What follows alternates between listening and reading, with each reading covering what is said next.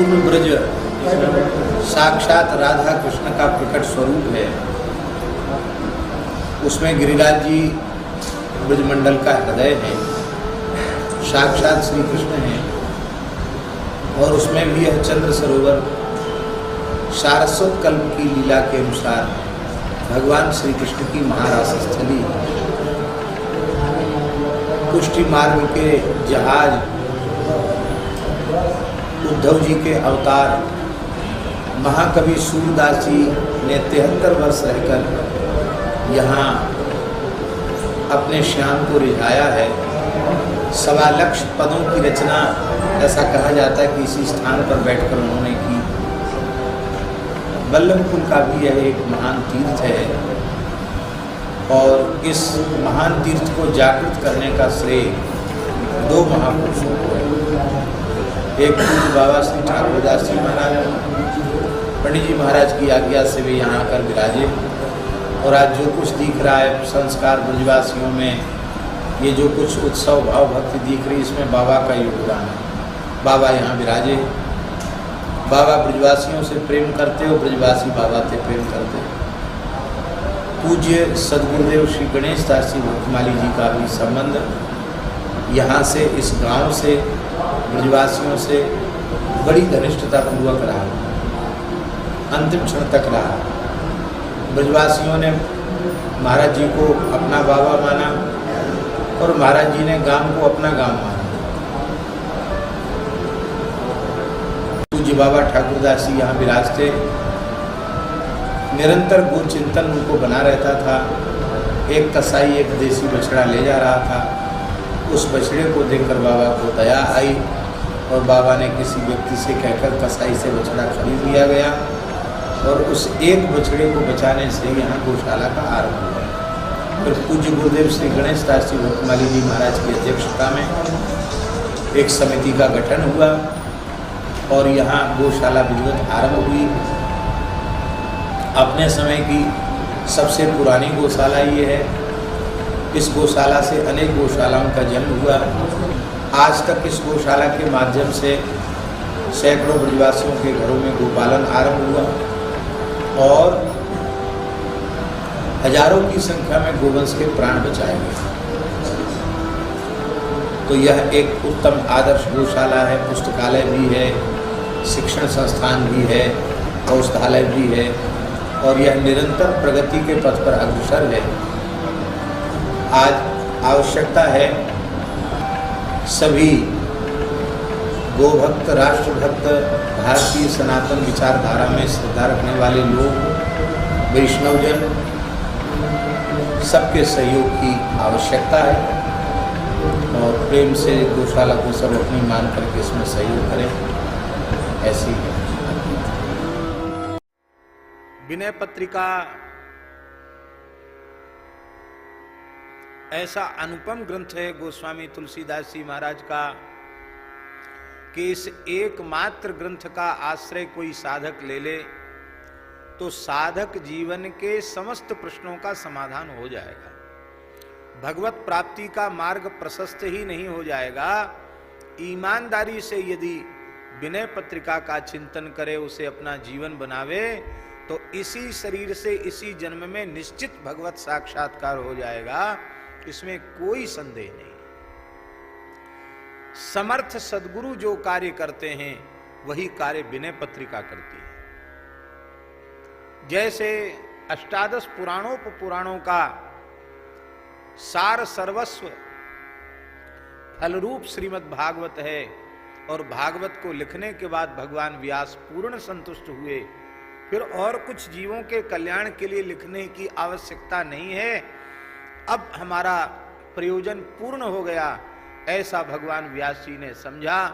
ठीक इसी प्रकार से भगवान की प्रेरणा से कलिमल ग्रसित जीवों के ऊपर अत्यंत अनुग्रह करके कलियुग के दोषों से बचने के उपाय के रूप में जीव का परम कल्याण हो जाए, इसी जन्म में भगवत प्राप्ति हो जाए, साधक के अंतःकरण का ज्ञान, वैराग्य, भक्ति तीनों सुदृढ़ हो जाएं, परम परम प्रेम उसे प्राप्त हो जाए, वह कृतकृत्य हो जाए, कृतार्थ हो जाए, इसी प्रयोजन के लिए मानो गोस्वामी जी ने अपनी अंतिम कृति के रूप में इसको प्रकट किया।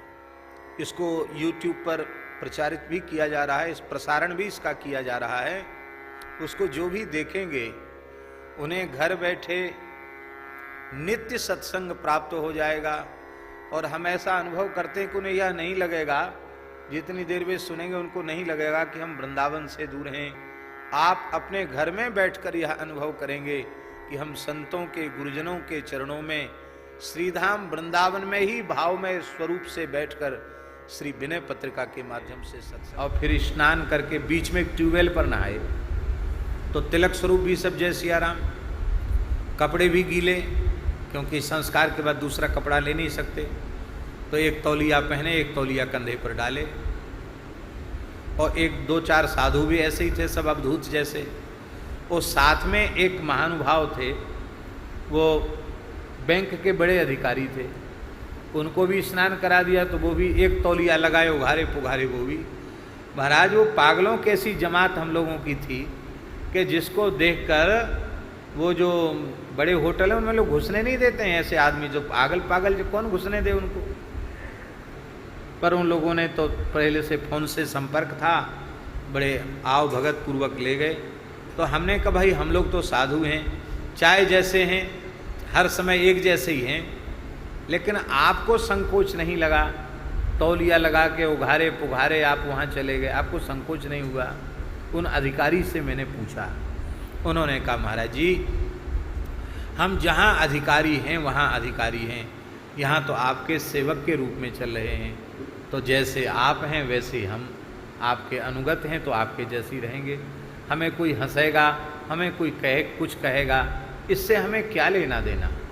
ये बात सुनकर बहुत अच्छा लगा कि हमें इसी प्रकार से हरि गुरु संतों के आनुगत्य को स्वीकार करके रहना चाहिए। लक्ष्मण जी का कहना यह था कि वहाँ भाव दिखाओ अयोध्या में, जनकपुर में भाव प्रदर्शन की क्या आवश्यकता है। पर धन्य है भरत लाल जी ने उत्तर देकर हम सबकी आंख खोल दी। भरत जी कहते हैं, निभे भरत प्रभु प्रीति एक रस, निभे भरत प्रभु प्रीति एक रस, चाहे घर हो या ससुरारी। इसमें घर और ससुराल का भेद क्या है। निभे भरत प्रभु प्रीति एक रस, चाहे घर हो या ससुरारी। नारायण इस भरत भाव पर रामचंद्र बलिहारी।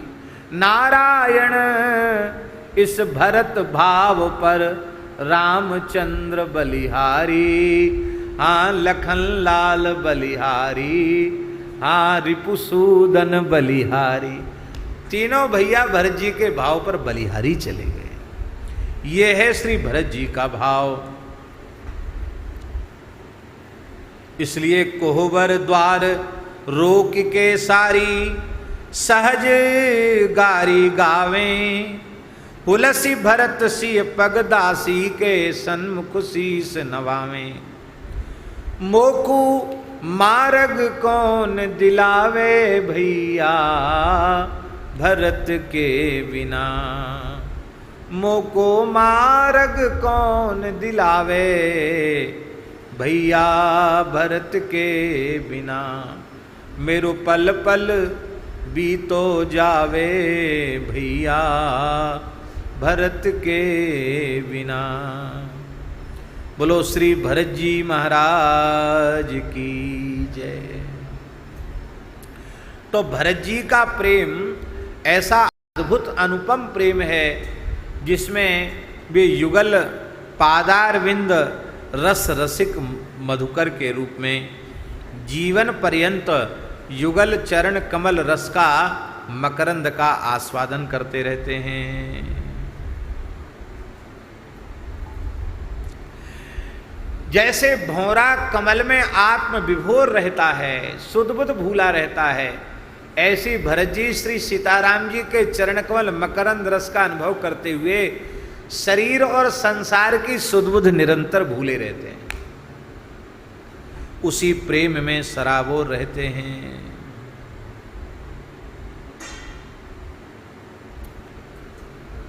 और एक और विशेषता है, वो विशेषता क्या है? भरत जी भ्रमर नहीं, भ्रमर से भी बढ़कर हैं। ये तो कवियों के पास और कोई गति नहीं है, इसलिए भ्रमर की उपमा दे रहे हैं।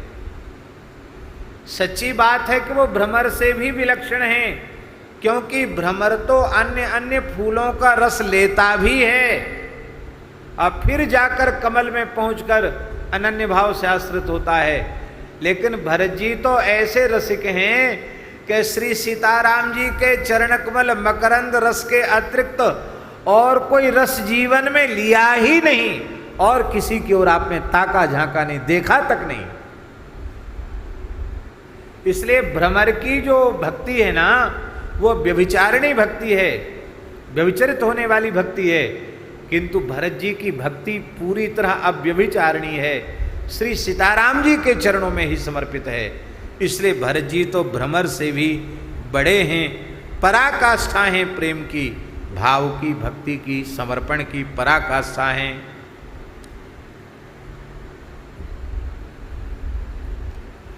यहां मकरंद रस रसिक, मकरंद रसिक कह देते, रस रसिक क्यों कहा? इसका तात्पर्य है रस माने जल होता है, रस माने जल होता है। श्री राम जी के चरण कमल मकरंद का जो दिव्य रस है, जल है, वह रस नहीं, रस सिंधु है, रस का समुद्र है। और उस रस के समुद्र में भरत जी निरंतर डूबे रहते हैं, ये कहना चाहते हैं। भौरा तो केवल रस की सूक्ष्म गंध ही लेता है, पर यह तो रस का समुद्र, चरण कमल मकरंद रस का जो सिंधु है, उस सिंधु में निरंतर निमज्जित रहने वाले श्री भरत जी महाराज हैं। और कैसे हैं? भूरि भागी। भरत जी भूरि भागी हैं। भूरि भागी का अर्थ है भरत जी के जैसा भाग्यशाली और कोई दूसरा नहीं है। बड़े भाग्यशाली हैं भरत जी।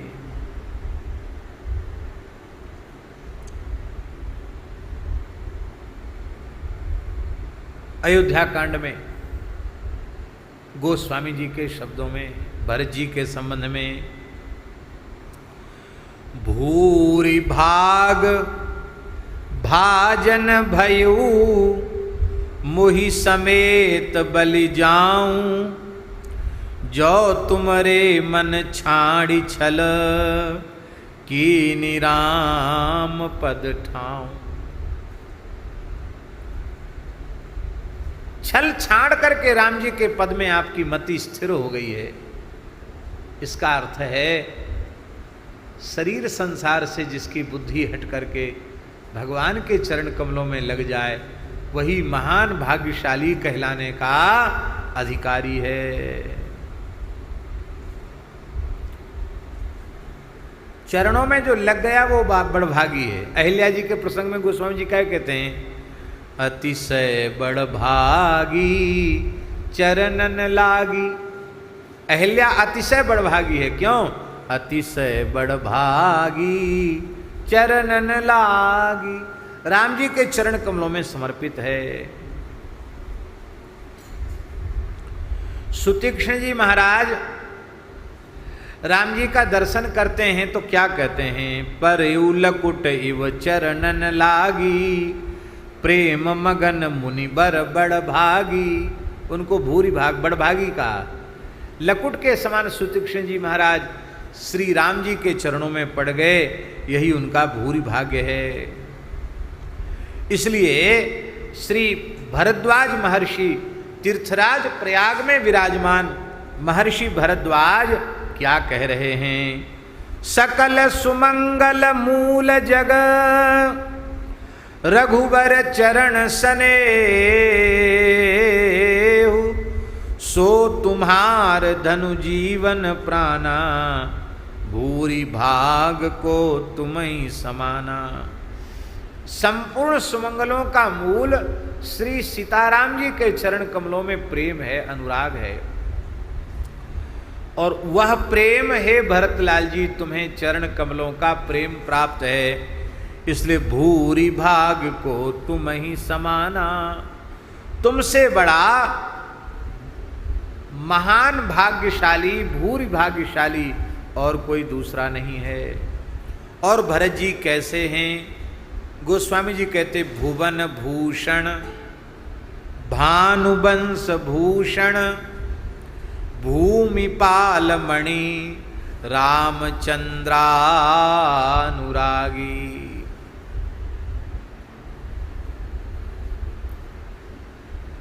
ये जो तीन विशेषण हैं, ये तीनों विशेषण राम जी के चरित्र में राम जी के लिए भी आए हैं और भरत जी के लिए भी आए हैं। भुवन भूषण माने इस पूरे भुवन को, इस ब्रह्मांड को जो सुशोभित करने वाले हैं, भुवन भूषण। भानुवंश भूषण, संपूर्ण सूर्यवंश को सुशोभित करने वाले हैं। और भूपाल मणि, सप्तद्वीपवती पृथ्वी के जितने भी राजा हैं, उन राजाओं में जो मुकुटमणि है वो श्री राम जी। अनेक स्थलों पर विनय पत्रिका में भी और अन्यत्र भी गोस्वामी जी ने राम जी के लिए इन विशेषणों का प्रयोग किया है, पर यहां भरत जी के लिए ही इन विशेषणों का प्रयोग किया जा रहा है। इसका मतलब है कि श्री भरत जी महाराज रामचंद्रानुरागी हैं। भूपाल मणि रामचंद्रानुरागी, धरती के जितने राजा उनमें मुकुटमणि श्री रघुनाथ जी रामचंद्र उनके अनुरागी हैं।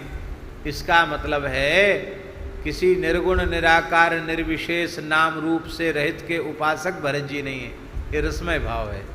भरत जी किसी निर्गुण निराकार निर्विशेष नाम रूप से रहित के उपासक नहीं है, वे तो कोटि कोटि कंदर्प दर्प दलन करने का शील जिनका है, ऐसे श्री रघुनाथ जी के परम उपासक हैं। ऐसे श्री भरत जी महाराज हैं। भुवन भूषण, भरत जी सारे त्रिभुवन का भूषण हैं, भानुवंश के भी भूषण हैं।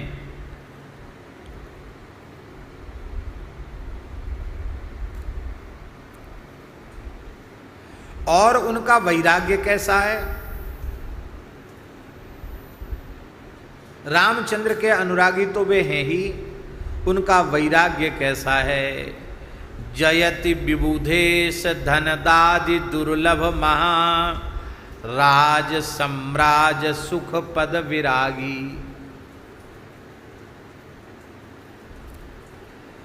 दशरथ जी महाराज की संपत्ति को देख करके देवराज इंद्र और कुबेर, धनाध्यक्ष कुबेर, इन दोनों के मन में लज्जा तो होती ही थी, स्पृहा भी होती थी कि हमको अयोध्या का अधिकार मिलता।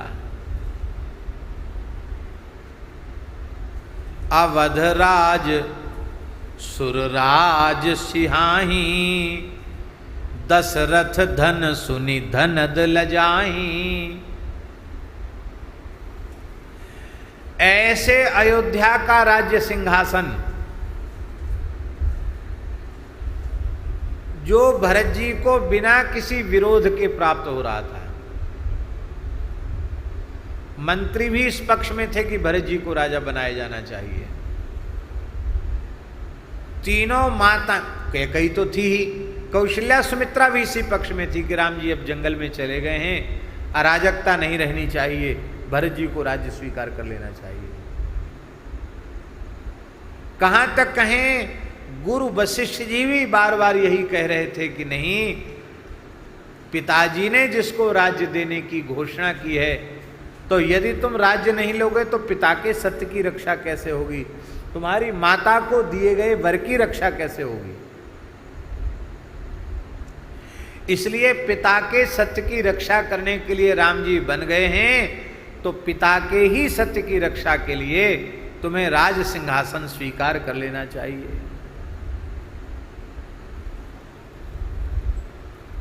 शासन में पहुंचने के लिए, सत्ता में पहुंचने के लिए लोग मुंह बाए बैठे रहते हैं कि कोई धोखे से कह तो दे कि चलिए आपको इस पद पर अभिषिक्त कर रहे हैं। पर इतने सर्वोच्च पद को सर्वसम्मति से प्रस्ताव उनके चरणों में पहुंचने के बाद भी भरत जी ने उस ओर देखा नहीं। क्यों नहीं देखा? बोले शोक समाज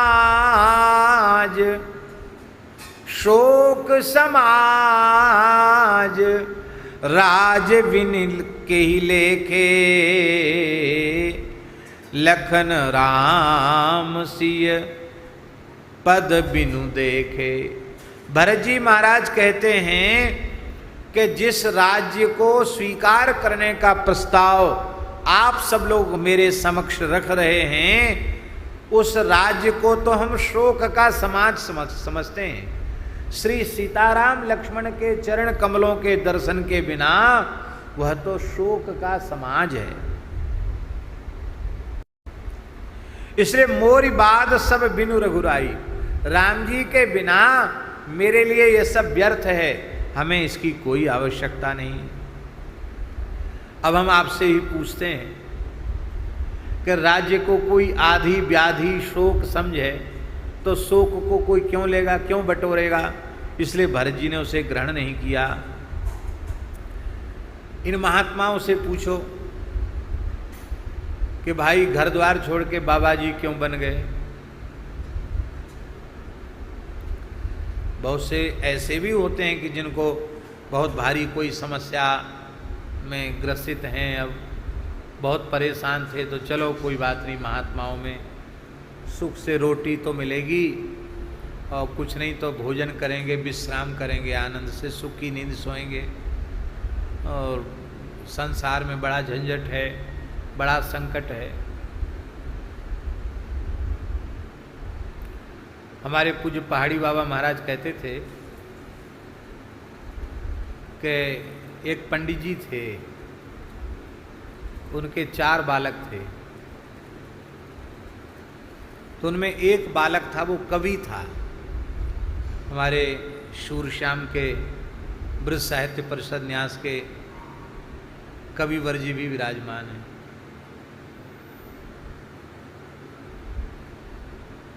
तो कवियों को फुर्सत कम होती, सब जगह काव्य सम्मेलन में उनको बुलाया जाता, कवि जी कुछ सुनाइए, कुछ सुनाइए। अब पिताजी की हालत वैसी नहीं थी, खेती किसानी घर में थी, पूजा पंडिताई भी ज़्यादा कुछ मिलती नहीं थी, पुराना जमाना था। तो भाइयों ने कहा कि देखो, छोटे भाई से कहा, देखो भाई तुम घर में भी कोई काम नहीं देखते हो, खेत खलिहान में भी कोई काम तुम नहीं देखते हो, जहाँ देखो तो आज वहाँ काव्य पाठ, वहाँ काव्य पाठ, वहाँ काव्य पाठ, क्या करें? शान शौकत वही पूरी, खाना पीना वही, करना कुछ नहीं। अरे भाई अब तो विवाह हो गया, अब तो थोड़ा अपनी गृहस्थी पर भी ध्यान दो। पर कवि जी ध्यान ही न दें। तो तीनों भाइयों ने पिताजी के पास बैठकर मंत्रणा की। बोले पिताजी हम तो परेशान हो गए हैं, आप भी बूढ़े हो गए हैं, ये बिल्कुल जिम्मेवारी समझते ही नहीं, विवाह हो गया, सयाना है, जिम्मेवारी समझना चाहिए। अब अभी तो आप हैं, बाद में कौन किसका होता है। पिताजी बुद्धिमान थे, संकेत समझ गए कि माने झगड़ा लड़ाई प्रायः जमीन जायदाद के लिए होता है, सामने हिस्से बांट कर दें। पिताजी ने चारों लड़कों को बुलाया और सबका हिस्सा अलग अलग कर दिया। ये तुम्हारा मकान, ये तुम्हारा खेत, ये तुम्हारा बर्तन भांडे, सब के अलग अलग कर दिए, चारों में 4 हिस्से बांट दिए। कुछ अपने पास रखा, बोले हम तो जो हमारी सेवा करेगा उसको मिलेगा। बड़े के पास पिताजी रहे आए। अब तक तो कवि जी को खुद अपना काम कुछ देखना नहीं पड़ता था, सब भाई लोग कर लेते थे। अब उनको बेचारों का अलग मकान हो गया, अलग सब हो गया, अब सब भार उन्हीं पे पड़ा। तो अब खेती में मेहनत न करें तो खेत क्या देगा। अब तो बेचारों को रोजी रोटी के लिए सब कुछ करना पड़ा। तो अब हुआ उस क्षेत्र में कवि सम्मेलन। तो लोगों ने कहा कवि जी आपको तो आज काव्य पाठ। बोले अब सब भूल गए, हम कविता विता करना सब भूल गए, बहुत दिनों से हमने कोई कविता लिखी ही नहीं। और उन कवि जी का निर्णय था, वो पुरानी कविता नहीं सुनाते थे, हर सभा में नई कविता सुनाते थे, पुराना काव्य पाठ नहीं करते थे। तो बोले पुरानी कोई सुना देना। बोले पुराना हम सुनाते नहीं, हम तो जब सुनाएंगे तो नया सुनाएंगे, पुराना सुनाएंगे नहीं। और हमने नया कुछ लिखा नहीं, तो जब लिखा ही नहीं तो हम वहाँ मंच पे जाके बोलेंगे क्या? इसलिए हाथ जोड़ते हैं कवि सम्मेलन को हम नहीं जाएंगे। पर लोगों ने हाथ पांव पकड़ लिए, नहीं नहीं चलो चलो चलो, आप इस क्षेत्र के माने भाई कवि हो, आप नहीं चलोगे तो कैसे होगा। कवि जी को ले गए मंच पर, कवि काव्य पाठ कीजिए, काव्य पाठ कीजिए। तो कवि जी बोले, महाराज जी कहते थे, कवि जी बोले भूल गए राग रंग, भूल गए चौकड़ी, तीन चीज याद रही नौन तेल लाकड़ी। बोले अब कविता हमारी सब भूल गए राग रंग, और आप कवियों की चौकड़ी भी भूल गए। भूल गए राग रंग, भूल गए चौकड़ी, अब तो तीन चीज याद रही नौन तेल लाकड़ी। अब चूल्हा चक्की कई चक्कर ऐसा लग गया कि बस उसी में परेशान रहते हैं। हमारी काव्य गोष्ठी को दंडवत।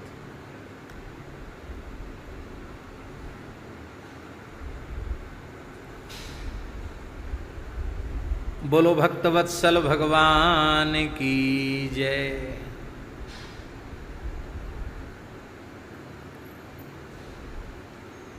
किसी को भी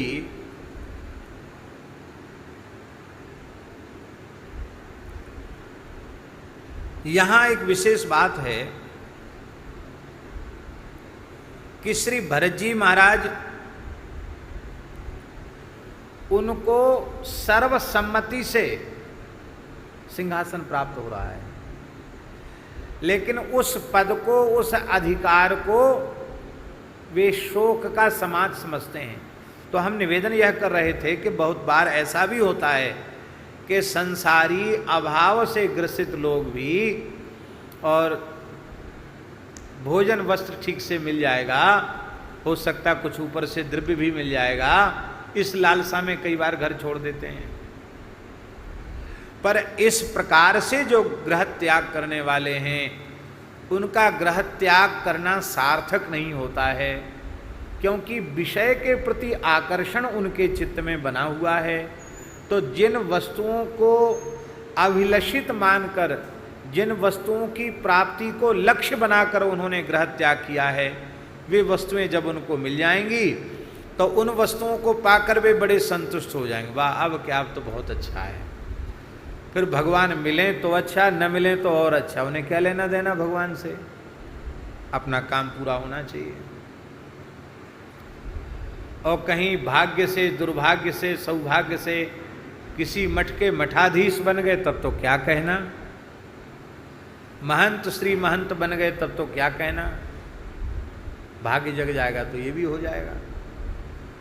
पर ऐसे लोगों का जीवन सफल नहीं हो पाता है। श्री मलुकदास जी महाराज की एक साखी है।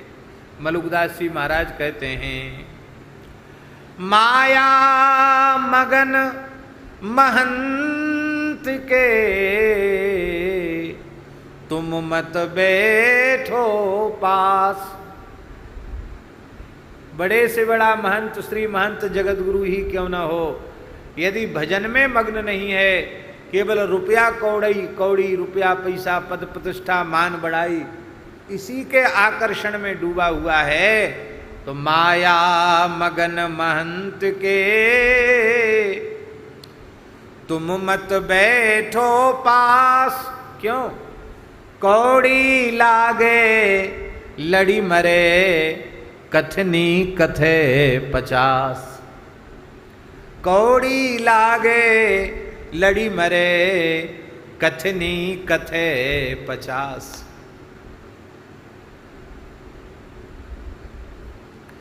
फिर सच्चा ग्रह त्याग क्या है? संसार को, भोगों को रोग समझने वाला, इसी को शोक का घर समझने वाला जब वैराग्यवान साधक उदासीन होता है तो छोटा मोटा घर क्या, छोटे मोटे घर की क्या चले, भूप राज तज हों ही विरागी। बड़े बड़े राजा बड़े बड़े साम्राज्य को त्याग करके विरागी हो जाते हैं। महाराज जी रामानंद संप्रदाय के एक सिद्ध संत थे, उनका नाम था श्री बिहारी दास जी महाराज। ये बात भिंड जिला की, भिंड मुरैना क्षेत्र की बात है, भिंड जिला की बात है। तो बिहारी दास जी महाराज बहुत बड़े जमींदार थे, एक तरह के राजा ही थे, इतना वैभव था उनके पास। कितने जोड़ी बैल और कितनी सैकड़ों एकड़ जमीन, बहुत कुछ था उनके पास। सोना चांदी पन्ना पुखराज बहुत कुछ था, रत्न जवाहरात बहुत थे, और बड़े ठाट बाट में रहते थे बिहारी दास जी महाराज। सीधे साधे सरल थे। तो एक बार उन्होंने एक विचार किया कि भाई देखो शाम को सब लोग बैठते तो है ही हैं, रात में गांव में लोग बैठ जाते हैं ना, एक साथ बैठ के कुछ न कुछ चर्चा करते हैं। तो रामायण की कथा होवे, इधर उधर की चर्चाएं होती हैं, कहानी किस्से होते हैं, समय बर्बाद होता है। राम कथा हो तो अच्छा है। लोगों ने कहा हाँ महाराज बहुत अच्छा है, बहुत अच्छा है पंडित जी, राम कथा हो।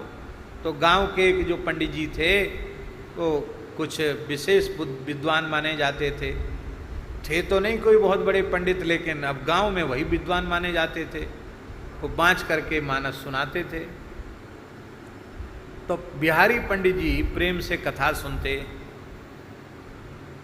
निर्मल हृदय होता है तो कैसे बात लगती है। रामचरितमानस की क्रमशः एक ही कथा सुनी और पूरी रामचरित पूरा होने में साल भर लग गया, साल भर तक कथा चली। एक साल कथा सुनी बिहारी दास जी ने, और कथा जैसे ही रामचरितमानस की पूर्ण हुई, गरुड़ और कागभुसुंडी जी का संवाद पूर्ण हुआ।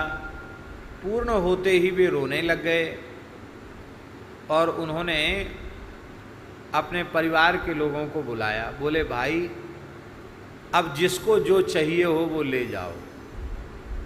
पूरे क्षेत्र में न्योता फेर दिया। रात्रि का समय था महाराज जी, और अपने घर की बहू बेटियों को कहा कि जितना जिसको चाहिए हो वो उठा के ले जाओ यहाँ से। क्यों? हम सब लुटाने वाले हैं, क्योंकि जो घर फूंके अपना तो चले हमारे साथ, तो हम घर फूंकने वाले हैं। लोगों ने सोचा ऐसे ही भाव में कह रहे होंगे, तो उन्होंने कुत्ता कुतियों के गले में सोने के हमेल पहनाकर हाँक दिया उनको, कोई पकड़ लेगा इनको, इस तरह से थे वो। अब तो मंगताओं की भीड़ लग गई। जो पंडित जी ने साल भर कथा सुनाई थी वो भी गरीब थे, उनको चाहे हमें कुछ मिलेगा, उनको भी जमीन दे दी, उनको भी बहुत कुछ दे दिया। सारा सब कुछ लुटा दिया उन्होंने थोड़ी देर में। भूमि लुटा दी, मंदिर को दे दी, सब लुटा करके, और जो शरीर पर एक वस्त्र पहने थे उस एक वस्त्र को पहन करके भी जंगल में चले गए, फिर लौट कर नहीं आए। आहरनिश श्री सीताराम नाम का जब विरक्त वेश आपने ले लिया, फिर तो बड़े सिद्ध पुरुष हो गए बिहारी दास जी महाराज, बड़े सिद्ध पुरुष हो गए महाराज जी। वो लोगों ने कहा महाराज गांव में चलिए, जंगलों में ही रहते थे, गांव में चलिए। तब उन्होंने कहा कि भगवान का प्रत्यक्ष दर्शन हुआ था उनको सीताराम जी का। बोले हम एक शर्त पे गांव में चल सकते हैं। क्या? जितनी देर रहें उतनी देर अखंड सीताराम का कीर्तन करना पड़ेगा। अब महाराज लोगों में ये हल्ला मच गया कि बिहारी दास जी के चरण यदि किसी गांव में पधराना है तो अखंड सीताराम नाम संकीर्तन करते ले जाना पड़ेगा, संकीर्तन करते छोड़ना पड़ेगा। वो तब तक ही रुकेंगे जब तक अखंड कीर्तन होगा। तो महाराज महीना महीना भर तक छोटे छोटे गांव में अखंड कीर्तन चलता। कीर्तन के बीच में बिहारी दास जी रहते। एक गूदड़ी उनके कंधे पर रहती और ऐसी बिना जूता छाता चप्पल खड़ाऊ के बिहारी दास जी चलते थे। पैसे को छूते नहीं थे, कंचन कामनी का स्पर्श नहीं करते थे, और वो गुदड़ी लटकती रह जाती। कभी कोई उनको जगन्नाथपुरी में देखता, तो कभी कोई उनको रामेश्वरम रंगनाथ में देखता, तो कभी कोई हरिद्वार कुंभ में उनको देख लेता, तो कभी कोई प्रयाग में उनको देखता। एक ही साथ कई कई स्थलों पर लोग उनका दर्शन करते हैं। ऐसे सिद्ध हो गए महाराज। दूसरे ऐसे ही एक महापुरुष थे, उनका नाम था हीरादास जी महाराज। वो भी ऐसे ही थे महाराज, बड़े सिद्ध थे। वो भी ऐसे ही बड़े श्रीमंत घर के थे, सर्वस्व लुटा करके विरक्त हो गए वो भी।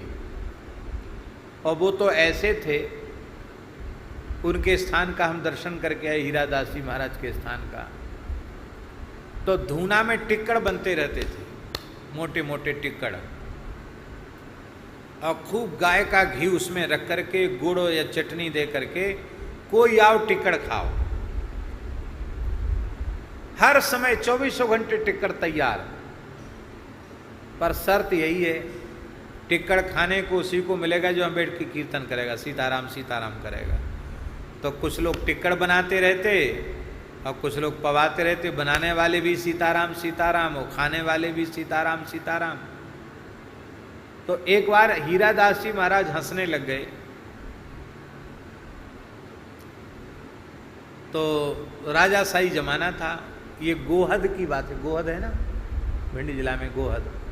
तो राजा साहब बैठे थे, रजवाड़े थे उस समय, राजा साहब बैठे थे। उन्होंने देखा कि महाराज धूना पर बैठे बैठे हंस रहे हैं। उन्होंने कहा, अरे महाराज जी आप हंसे क्यों? अरे बोले हम लोग अब धूत फक्कड़ हैं, कभी हंसते हैं, कभी रोते हैं, कभी गाते हैं, हमारे फेर में क्यों पड़ते हो? नहीं नहीं महाराज बताना पड़ेगा, आप क्यों हंसे? अकारण तो आप हंस नहीं सकते। तो उन्होंने कहा कि वृंदावन में कलाधारी आश्रम है, और कलाधारी आश्रम में हम पंगत में तस्मई फेर रहे थे। तो कमर का जो वस्त्र है वो तो खिसक रहा था बार बार, स्थूल शरीर के थे हीरादास जी, तो बार बार खिसक रहा था कपड़ा। तो उसको तो हमने जटाओं से बांध लिया, खाली लंगोटी में थे, और लंगोटी में एक हाथ में बाल्टी तस्मई की लेकर तस्मई तस्मई फेर रहे थे। महाराज ढीली ढाली लंगोटी भी खुल गई। अब लंगोटी खुल गई तो लंगोटी कैसे बांधें? एक हाथ में पलटा है, एक हाथ में तस्मई की बाल्टी, लंगोटी खुल गई। तो फिर हमने विचार किया कि अरे भाई, कपड़ा पहन के लंगोटी पहन के कौन पेट से आया? सब नंगे ही तो आए, हम नंगे ही आए, नंगे ही जाना है। तो लंगोटी लगी हुई है या लंगोटी नहीं लगी हुई है, इससे क्या लेना देना अपने को?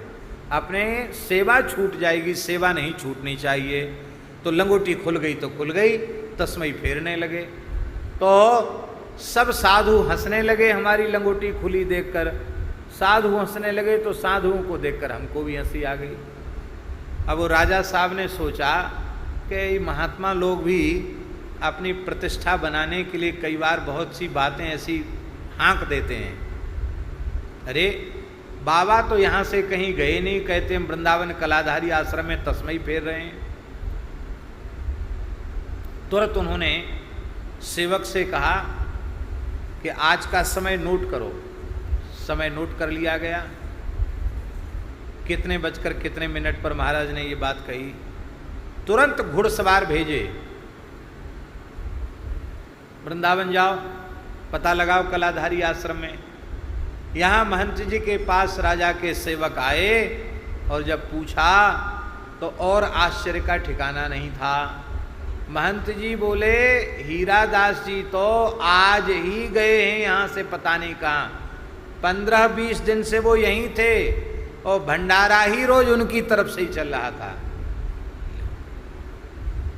अब देखो, वहां से तो कहीं गए नहीं और 15-20 दिन से यहीं थे।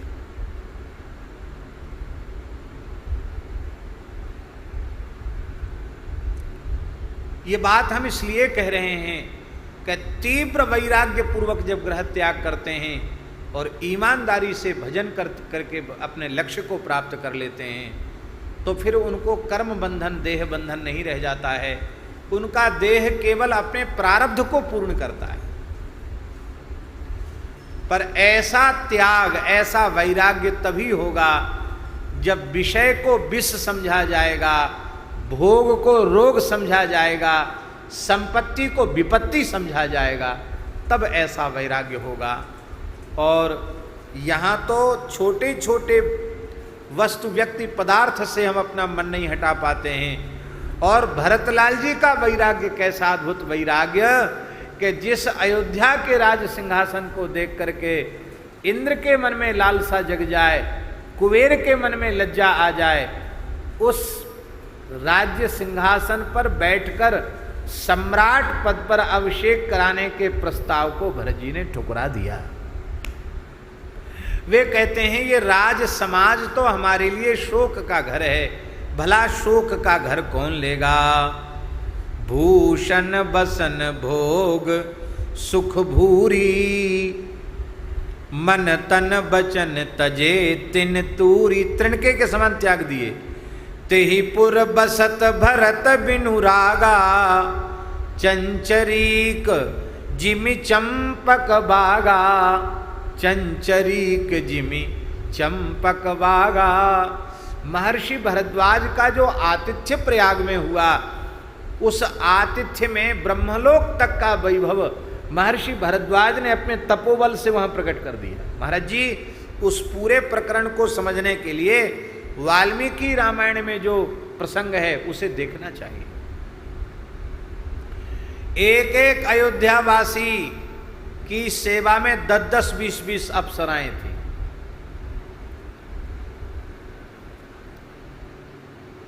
खीर की, शहद की, दूध दही की, घृत की नदियां बह रही थी वहां।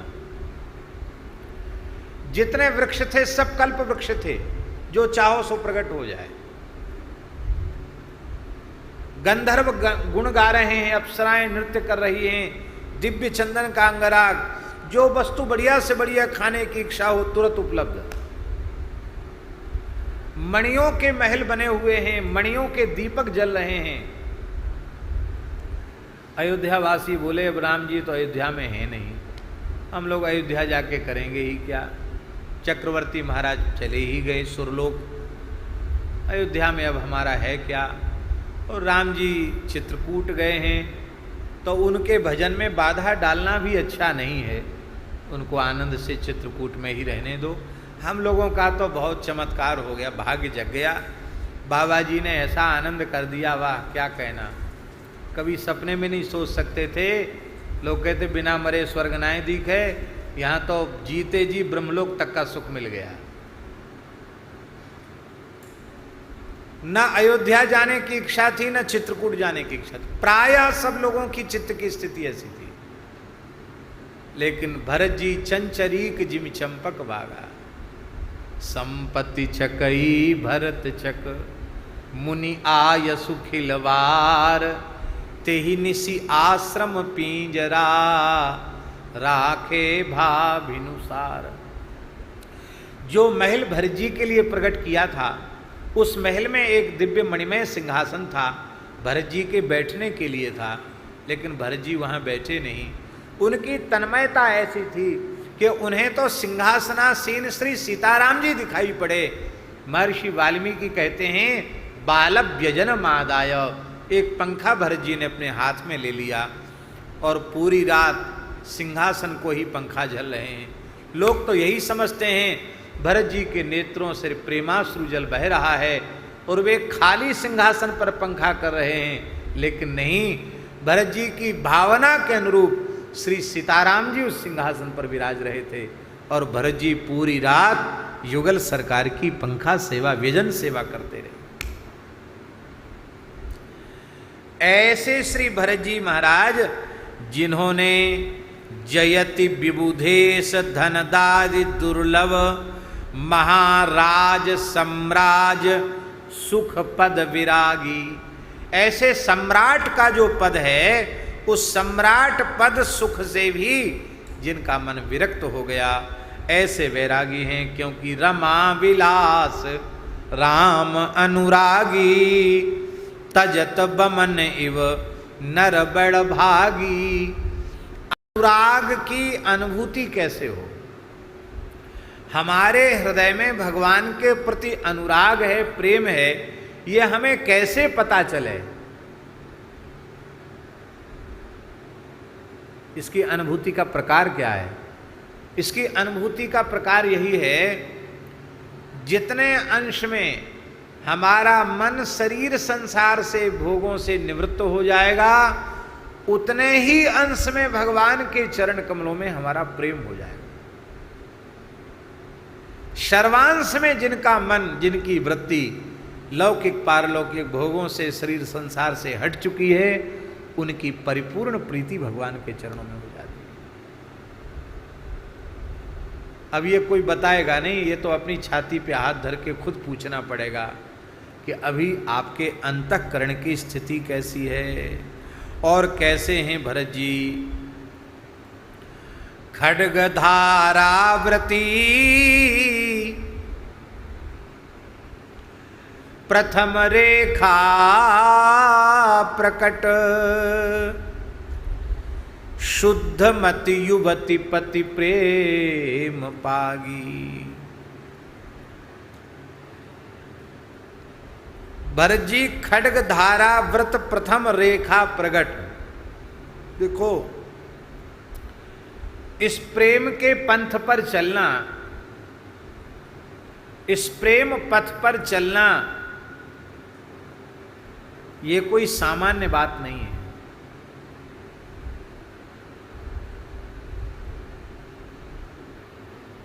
खाड़े की धार पर चलने के जैसा। यद्यपि गोस्वामी जी ने उत्तरकांड में कहा है, ज्ञान पंथ कृपाण के धारा परत खगेश न लागही बारा। ज्ञान पंथ को कृपाण की धारा कहा, किंतु प्रेम पंथ वो भी कृपाण की धारा से कम नहीं है, खड्ग की धारा से कम नहीं है।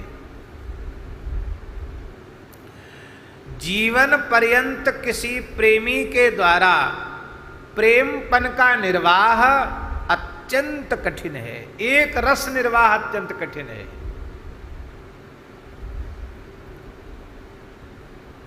क्योंकि हरस विषाद ज्ञान अज्ञानू, जीव धर्म अहमिति अभिमानू। एक रस निर्वाह बहुत कठिन है, बहुत कठिन। परम श्रद्धेय पूज्य पंडित श्री गया प्रसाद जी महाराज, एक रस निर्वाह हो गया, एक रस, अंतर नहीं आया। पूज्य सदगुरुदेव श्री भक्तमाली जी महाराज, एक रस संपूर्ण जीवन का निर्वाह हो गया, उसमें कोई अंतर नहीं आया। जिन लोगों ने 25-50 साल पहले उनको देखा, उनकी वृत्ति को देखा, वही वृत्ति जीवन के आखिरी क्षण तक रही, उसमें बदलाव नहीं आया।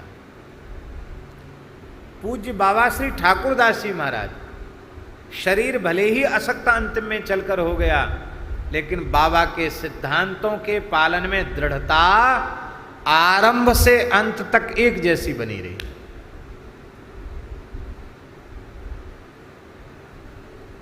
एक रस जीवन का निर्वाह कोई महान प्रेमी अनुरागी ही कर सकते हैं, और उनमें प्रथम रेखा है श्री भरत जी की, उनमें पहला नाम है श्री भरत जी का।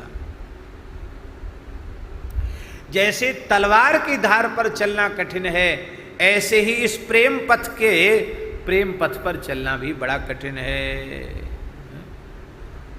क्यों? बोले ये प्रेम पथ जो है ना, वो महान पतिव्रता नारियों का पथ है। पतिव्रता नारी कौन है? हम मध्यम और प्राकृत पतिव्रता की बात नहीं कह रहे हैं, उत्तमोत्तम पतिव्रता। उत्तमोत्तम पतिव्रता का लक्षण क्या है? उत्तम के असि बस मन माही, सपने हूं अन्य पुरुष जग नाही। ये उत्तम पतिव्रता का लक्षण है। श्री सीता जी और सती अनुसुईया जी के संवाद में उत्तम पतिव्रता का लक्षण महासती अनुसुईया बताती हैं, उत्तम के अस बस मन माही, सपने हूं अन्य पुरुष जग नाही। ये उत्तम पतिव्रता का लक्षण है। ऐसे ही इस प्रेम पथ में अपने आराध्य श्री युगल सरकार श्री सीताराम जी को छोड़कर, श्री श्यामा श्याम को छोड़ करके पतिव्रता नारी की भांति हमारी वृत्ति अन्यत्र कहीं न जाए। हम फिर बार बार कहेंगे कि वो अनन्यता का अर्थ मत ले लेना कि हम सीताराम जी के उपासक हैं तो सीताराम जी का नाम लेवें, कथा सुने, दर्शन करें तो अनन्यता पूरी, और कहीं युगल सरकार श्यामा श्याम का दर्शन हुआ तो अरे बोले नहीं नहीं नहीं हम तो अनन्य हैं, यहाँ हम नहीं जाते हैं, ऐसा नहीं। जो श्री सीताराम जी हैं वही श्यामा श्याम हैं, जो श्री श्यामा श्याम हैं वही श्री लक्ष्मी नारायण हैं। इस भाव को माने बिना पद पद पर अपराध बनेंगे। हमारे यहाँ जगन्नाथ जी में, जगन्नाथ जी सब रूपों में हैं। श्री राम रूप में भी हैं, श्री कृष्ण रूप में हैं, नारायण रूप में भी हैं। कहाँ तक कहें, एक दिन भगवान जगन्नाथ गजवेश धारण करते हैं, गणेश जी के रूप में भी दर्शन देते हैं, सूंड लग जाती है उनके। सर्वरूप भगवान जगन्नाथ है। जगन्नाथ जी वर्ष में 4 श्राद्ध करते हैं। कितने श्राद्ध करते हैं? 4 श्राद्ध करते हैं जगन्नाथ जी। एक श्राद्ध तो दशरथ जी का करते हैं, क्योंकि लाला है ना उनके, राम जी हैं जगन्नाथ जी, तो दशरथ जी का श्राद्ध करते हैं। ऐसे नहीं, विधि पूर्वक श्राद्ध करते हैं। जगन्नाथ जी तो रत्नवेदी पर विराजते हैं, पर प्रधान अर्चक उनके ओर से प्रतिनिधि रूप में वहां ठाकुर जी के सामने ही, रत्नवेदी के सामने ही कुशा बिछा करके पिंडदान आदि विधिवत करते हैं। जगन्नाथ जी अपने पिता दशरथ जी का पिंडदान श्राद्ध करते, तर्पण करते। और तो और श्री वसुदेव देवकी का पिंडदान श्राद्ध तर्पण करते हैं। श्री नंद बाबा यशोदा जी का श्राद्ध तर्पण करते हैं तिथि आने पर। और महाराजा इंद्रद्युम्न और गुंडीचा रानी, जिन्होंने वात्सल्य भाव से जगन्नाथ जी को लाड़ लड़ाया, उनका भी पिंडदान श्राद्ध करते हैं। ऐसे श्री जगन्नाथ जी। भगवान के स्वरूपों में भेद नहीं है, एक ही भगवान है। अनेक रूप रूपाय विष्णवे प्रभु विष्णवे। हम पहले भी चर्चा कर चुके हैं। मादनाख्य महाभाव का निरंतर आस्वादन करने वाली, महाभाव रस सिंधु में निरंतर डूबी रहने वाली महाभाव स्वरूपा वृषभानुनंदिनी श्री राधा रानी भ्रमर गीत में भ्रमर से कह रही हैं, मृगयुरिव कपीन्द्रम बिव्यधे लुब्ध धर्मा स्त्रियम कृत विरूपाम स्त्रीजित कामयानाम बलिमपि बलिमत्वा विष्टयध्वांक्षवद्यः तदलमसित सख्यैः दुस्त्यजस तत्कथार्थः।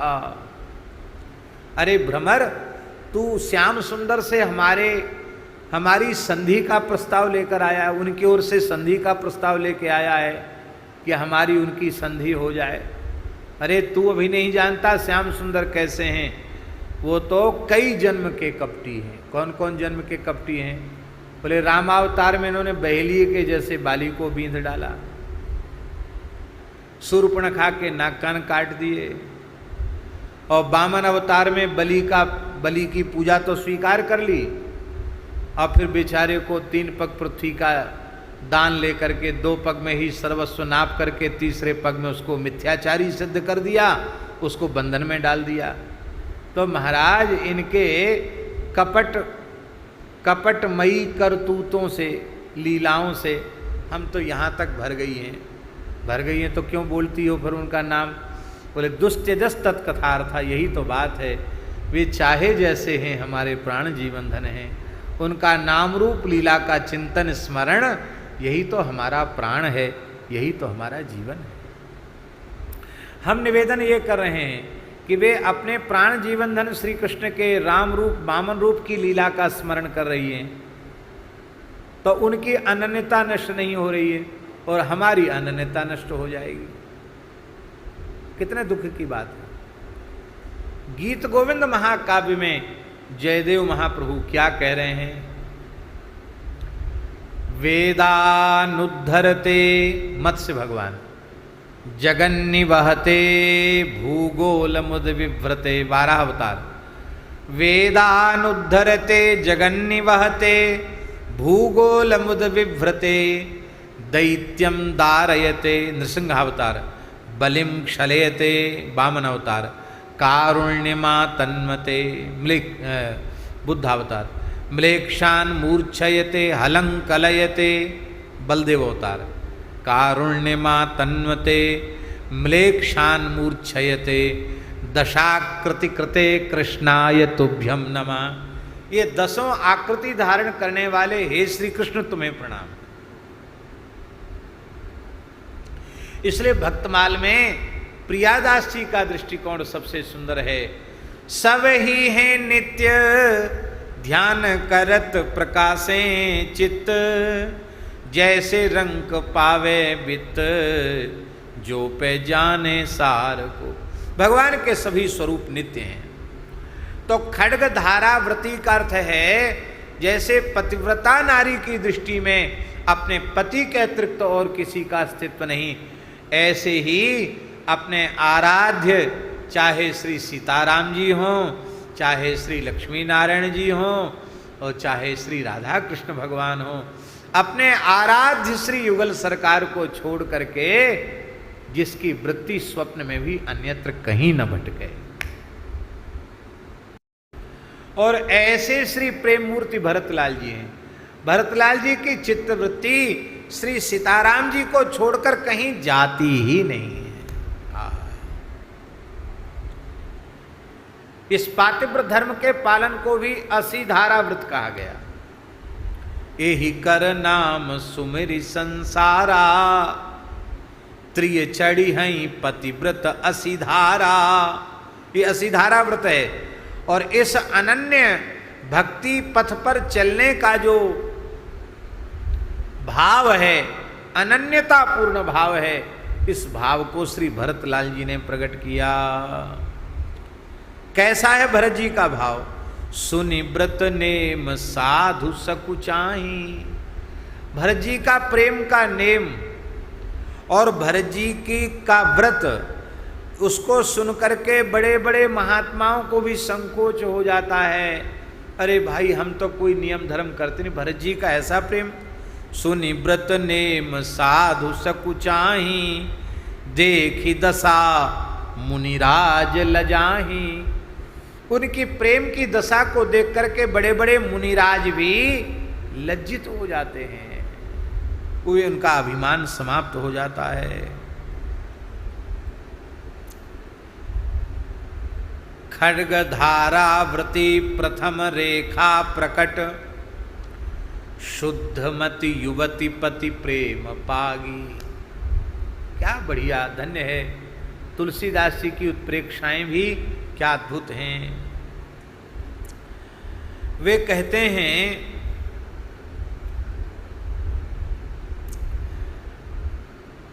भरत जी खड्ग धाराव्रती हैं और खड्ग धारा व्रत जो प्रेम का पथ है, भक्ति का मार्ग है, उसका पालन करने वालों में प्रथम है। क्यों प्रथम है? उसका उत्तर दूसरे चरण में दे रहे हैं। शुद्धमति युवती पति प्रेम पागी। शुद्धमति युवती, भरत जी की जो शुद्धमति है, विशुद्धमति है, वो कैसी है? युवती। बहुत ध्यान से सुने। भरत जी की शुद्धमति न तो बालिका है और न ही बूढ़ी है। वो कैसी है? नित्य किशोरी है, नित्य नवीना है, सदा युवा रहने वाली है उनकी बुद्धि। और कैसी है? शुद्ध बुद्धि। इसको हम इस प्रकार से समझें। श्रीमद् भागवत में परमहंस चक्र चूड़ामणि भगवान श्री शुकदेव जी महाराज ने 2 प्रकार की बुद्धि मानी है, एक सती बुद्धि और एक असती बुद्धि। सती बुद्धि जीव का कल्याण करने वाली है और असती बुद्धि जीव को जन्म मृत्यु के चक्र में धकेलने वाली है, नरकों में ले जाने वाली है। सती बुद्धि का लक्षण क्या है और असती बुद्धि का लक्षण क्या है। सती का लक्षण तो हम बता ही चुके हैं, उत्तम केस बस मनमाही, सपने होने पुरुष जगनाही। जो बुद्धि एकमात्र श्री भगवान में लगी भई बुद्धि हो, वो बुद्धि सती बुद्धि है। और जो बुद्धि इधर उधर भटक रही है, कभी रूप में लगी, कभी रस में लगी, कभी गंध में लगी, कभी शब्द में लगी, कभी स्पर्श में लगी, कभी किसी पुरुष में लग गई, कभी किसी स्त्री में लग गई, ये जो बुद्धि का व्यभिचरित होना है जगह जगह, जिसको हरिवंश जी ने कहा, यह जो एक मन बहुत ठौर करी कि ही कौने सच उपायो।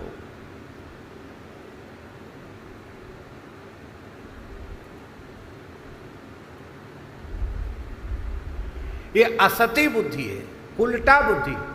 और ये कुलटा बुद्धि को भागवत के चौथे स्कंद में पुरंजनी कहा गया। जीव को पुरंजन कहा गया और इस व्यभिचारिणी बुद्धि को, कुलटा बुद्धि को पुरंजनी कहा गया। ये जीव इस पुरंजनी बुद्धि का अधीन होकर के ही और मन माने कर्म करता है और फिर इसी कारण से अनंत जन्मों से संसार के चक्र में पड़ा है। और जब तक इस बुद्धि का कुलटात्व दूर नहीं होगा, जब तक ये शुद्ध नहीं होगी, तब तक इसका संकट दूर होने वाला नहीं है।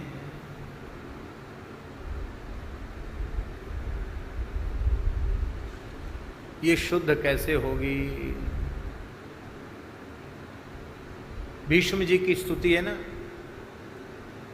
क्या है प्रथम श्लोक? हाँ वाह।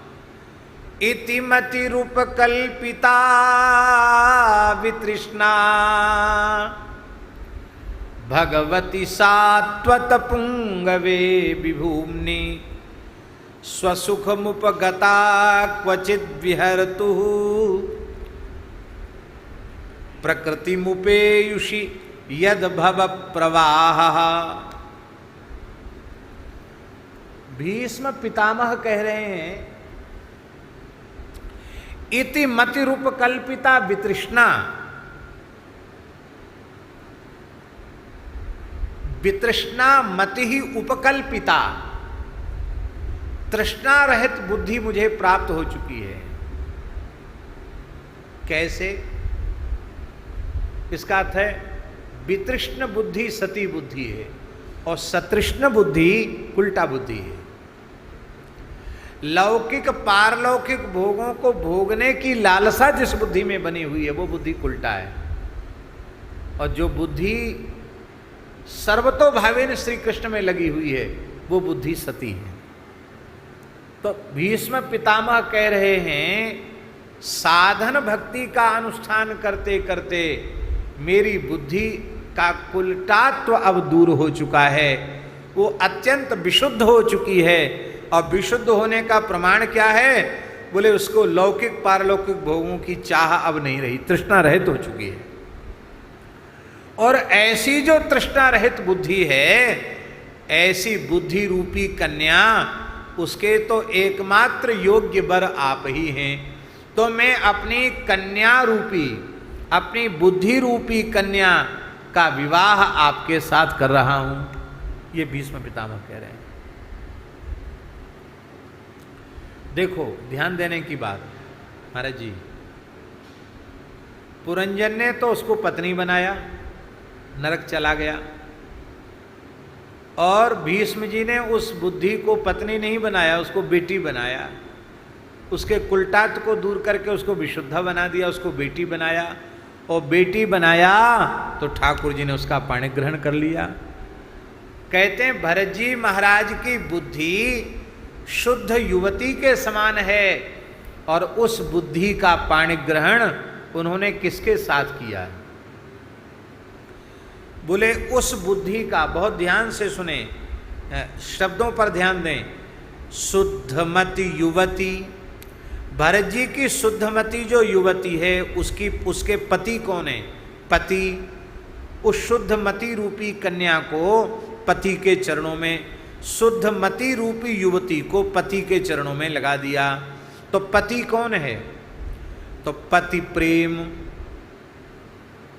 पति प्रेम।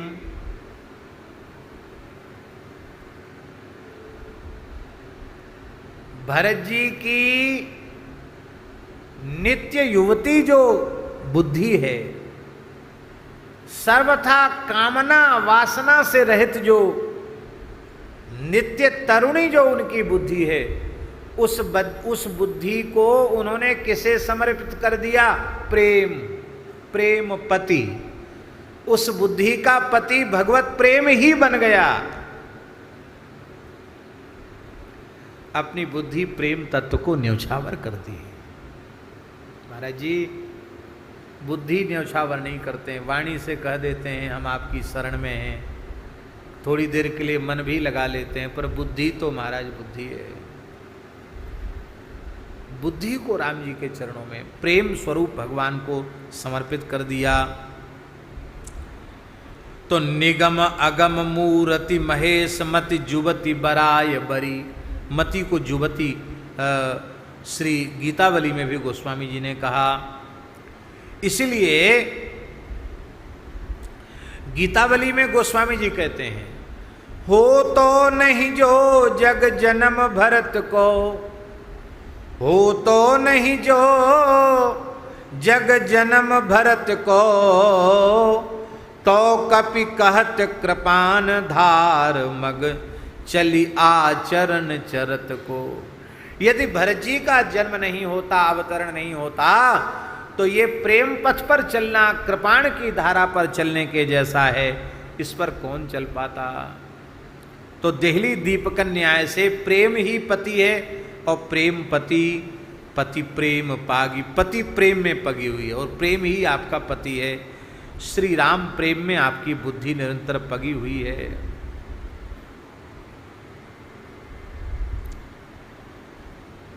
अब राम जी की, भरत जी की बुद्धि युवती है और वो राम जी में लगी हुई है।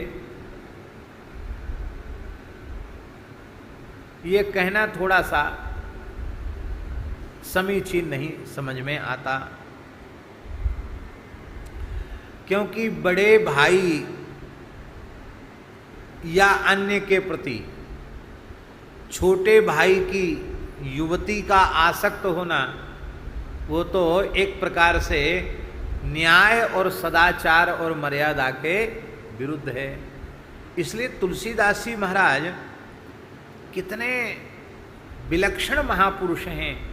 वे कई बार लोग यही अर्थ कर देते हैं कि शुद्धमति युवती प्रेम पागी। भरत जी की शुद्धमति वो युवती के समान है और वो राम जी ही उसके पति हैं, उस प्रेम में पगी हुई है।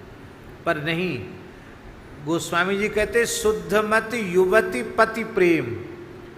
शुद्ध मति की जो युवती मति है, बुद्धि है, वो प्रेम पति, प्रेम ही उसका पति है। अर्थात श्री भरत जी की बुद्धि ने प्रेम का ही वर्ण किया है और उसी प्रेम में वह पगी हुई है। जैसे पागना होते ना, चाशनी में खुरमा वगैरह पाग दिए जाते हैं, ऐसे ही पगी हुई बुद्धि है। बोलो श्री भरत जी महाराज की जय। युवती, ये बुद्धि को युवती क्यों कहा? क्योंकि युवती कहने से इसकी उत्कृष्टता, इसकी सौंदर्यता, इसकी निर्मलता आदि जो दिव्य गुण हैं ये प्रकट हो रहे हैं। अर्थात भरत जी की बुद्धि कभी बूढ़ी नहीं होती, वो तो युवती होकर के निरंतर भगवान में लगी रहती है। अब आप कहेंगे कि बुद्धि का यौवन क्या है? बुद्धि का यौवन क्या है? बुद्धि का यौवन ज्ञान है। बुद्धि की युवावस्था क्या है? बुद्धि की युवावस्था ज्ञान है। और उसकी सुंदरता क्या है? बुद्धि का यौवन तो ज्ञान है, और उसकी, उस युवती की का सौंदर्य क्या है? बोले उसकी निर्मलता, कामना शून्यता, कामना शून्यता, वासना शून्यता, यही उसकी निर्मलता है। इसका मतलब है कि भक्त प्रवर श्री भरत जी महाराज महान ज्ञानी भक्त थे, प्रेमी भक्त तो थे ही महान ज्ञानी, उनका ज्ञान निरंतर युवा रहता था, कभी बालक या वृद्ध नहीं होता था। और ये उनका परम ज्ञानी विवेकी स्वरूप चित्रकूट में देखने को मिलता है, जहां राम जी ने कहा कि अब तो गेंद भरत जी के पाले में है, भरत जी जो कहेंगे वही निर्णय मान्य होगा। भरत जी सावधान हो गए, बोले जो सेवक अपने स्वामी को संकोच में डालकर अपनी प्रसन्नता को रखना चाहता है, वो सेवक तो अपने धर्म से ही भ्रष्ट हो गया, मैं उसे सेवक नहीं मानता। हे प्रभु, जेहि विधि प्रभु प्रसन्न मन होई, करुणा सागर कीजिए सोई। आप हमारी प्रसन्नता की बात मत कहिए, आपकी प्रसन्नता जिसमें हो वही कार्य आप कृपा करके कीजिए। ऐसे श्री भरत जी की बुद्धि है।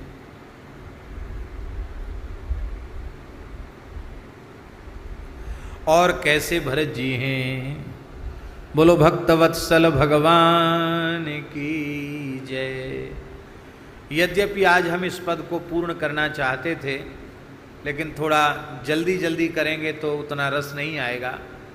कल तो हमने पद जल्दी जल्दी पूरा कर दिया था, लेकिन आज हमारा मन है कि भरत जी की चर्चा है तो उनका निरुपाधिक प्रेम क्या है, ये थोड़ा गंभीर विषय है, इसकी चर्चा हड़बड़ी में हो नहीं पाएगी, इसलिए समय पूर्ण हो रहा है, इसलिए हम इसकी चर्चा भगवत कृपा से कल करेंगे। बहुत प्यारी चर्चा है, क्या कहना।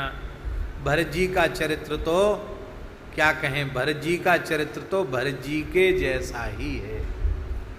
बोलो श्री प्रेम मूर्ति भरत लाल जी महाराज की जय।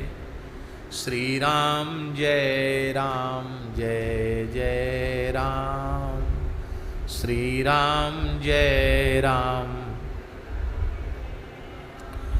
श्री राम जय राम जय जय राम, श्री राम जय राम जय जय राम, श्री राम जय राम जय जय राम, श्री राम जय राम जय जय। श्री सीता रामचंद्र भगवान की जय, श्री राधा कृष्ण भगवान की जय। जय जय श्री राधे।